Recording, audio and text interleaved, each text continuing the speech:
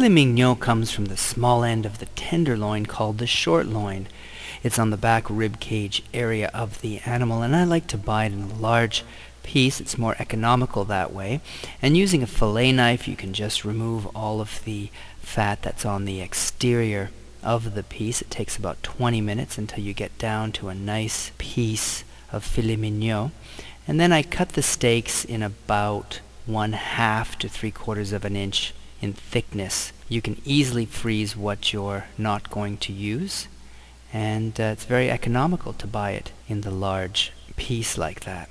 So let's now go on to the potatoes, Anna, and we're just going to put a little butter in a baking dish, and we've sliced our potatoes very thinly, and we're going to place them in the dish in a circular motion there.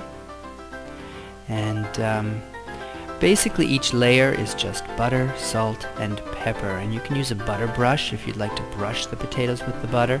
I just kind of drizzle it on, and then I use my salt, a little bit of pepper, and I repeat the whole process again with another layer of potatoes. Now, potatoes Anna often calls for unsalted butter, so you can do it either way. I've made it with salted butter, and it was just as delicious, especially if you like salt. The salted butter will give you a little bit more. And there we have, it's almost filled to the top. And we're going to put that in our oven.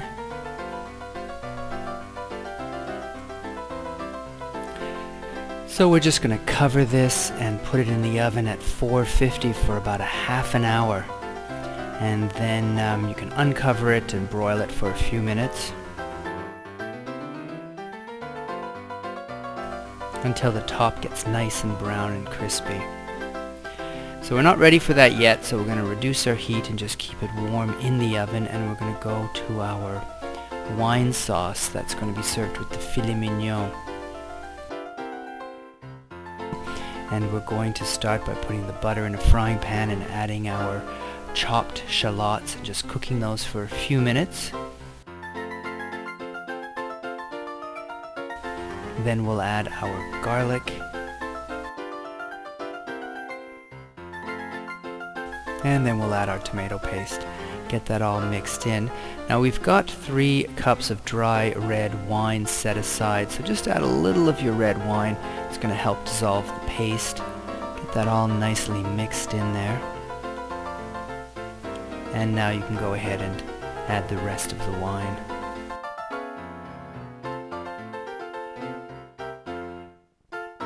I'm also adding 3 tablespoons of cognac, which you can increase if you like the flavor. We'll put in our herbs, stir that up, and bring it to a boil. So you want a bit of a medium boil until the liquid is reduced, about 15 minutes. Here you can see how it's been reduced, and then I just go ahead and pour in my beef stock. And we're going to repeat this also by bringing to a boil, and then after about 15 minutes on a medium boil it will be reduced a little bit as well. At this point this sauce can be strained so you have a nice clear sauce, but I really enjoy all the little tidbits of onions and so forth, so I've never strained it, but you can strain it if you would like. Put it back on the stove and I add some melted butter, which really just brings out the flavor at the very end. And there you go. Now let's put the sauce aside, and we're going to fry up some artichoke hearts that we've sliced up a little bit. That's going to go in the sauce. And these are just plain artichokes. They haven't been marinated in any way, but they did come from a can. And now the filet mignon cooks very quickly. Again, these slices are a little over a half an inch thick, which is just the best way to eat them.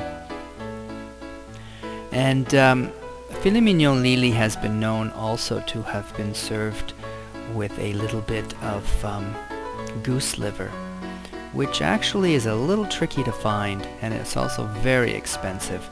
So what we substituted it for was a high-end pâté. that you just warm up a little bit. You can often buy the pâté in loaves like that, and then they're sturdy enough to be warmed up, and you just do a small little slice. If you can find goose liver and cook that up and put it up on top, that would be delicious as well. Now our artichokes are done, and I'm placing them into the sauce so that they can soak in there for a little while. And here we have our potato zana. We're putting a wonderfully cooked filet mignon, which, as I say, should only be cooking for about 3 to 5 minutes, maybe 3 minutes each side.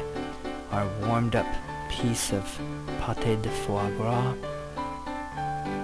and then the sauce on top. And this is a absolutely delicious and spectacular meat course.